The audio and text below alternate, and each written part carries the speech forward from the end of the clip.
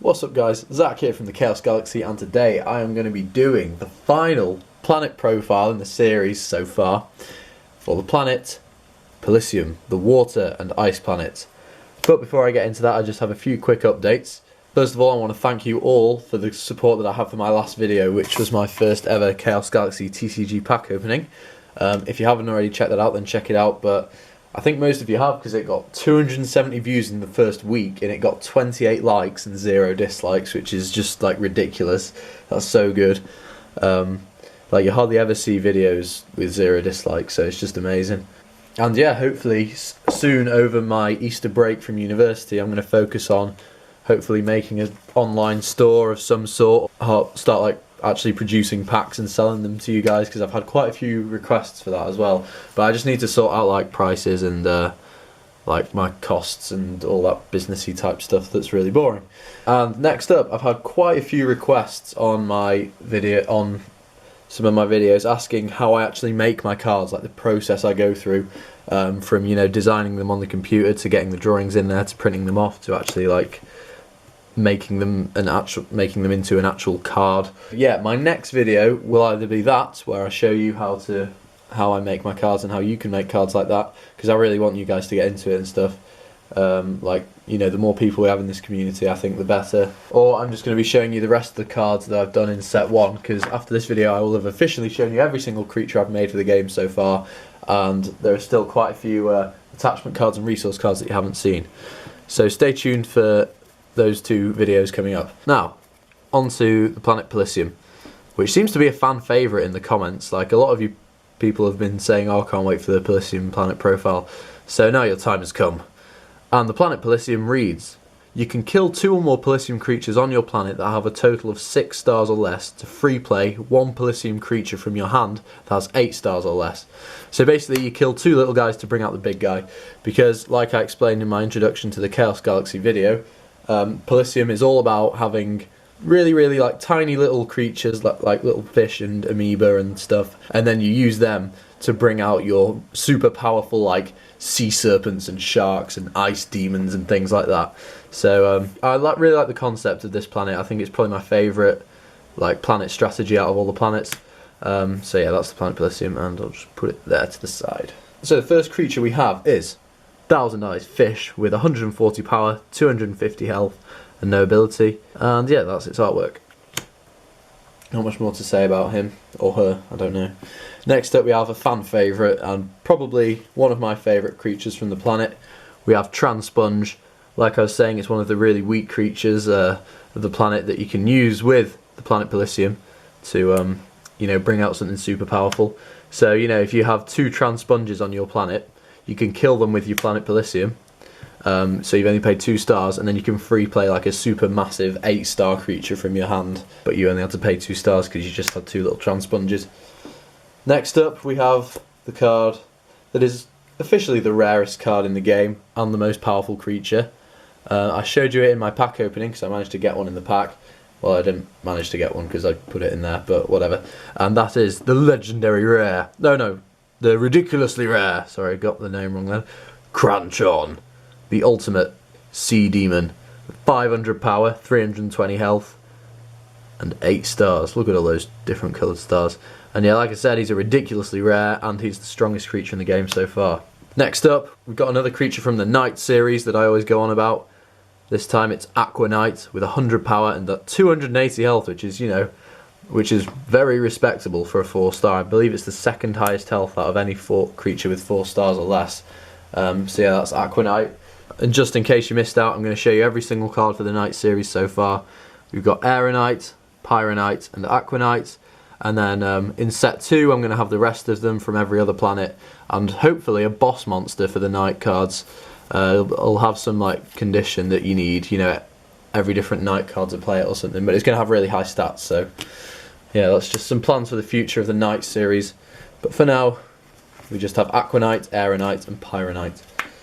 Next up we've got Jellyfish, a jellyfish that doesn't actually have a sting, it just punches you in the face instead.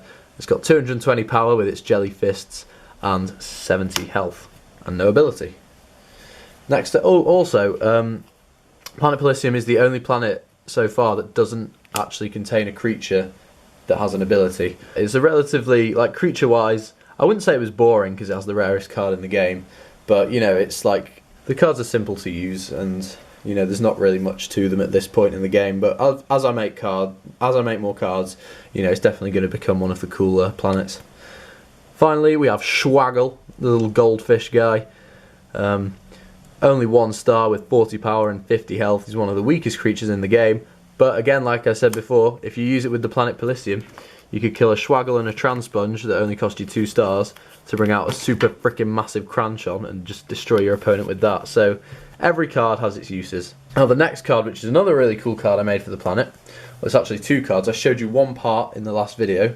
It's a combiner creature, and it is Tentaclon, and this was the card I got in the last pack, which was Tentaclon Tentacles, and the rest of the card, which is Tentaclon Head, I'm going to show you now, and I have to say it has my favourite artwork out of any card on the planet.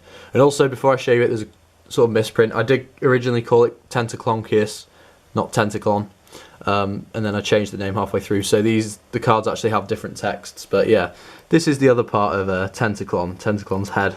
You know, I'm really happy with the way that this artwork came out. Not so much this one, because I would have liked more on this art, but, like, you know, it leaves a bit of mystery if, say, you just have this card and you're like, ooh, I wonder what the head looks like and stuff. So yeah, there's the rest of Tentaclon. It's got 370 power, which is awesome. That can actually get past a Cranchon, which, you know, is pretty ridiculous. It can get past almost anything. And it has 290 health, which is also, you know, not too bad. It can withstand battles from a lot of creatures in the game. And yeah, it has no ability, and that is Tentaclon.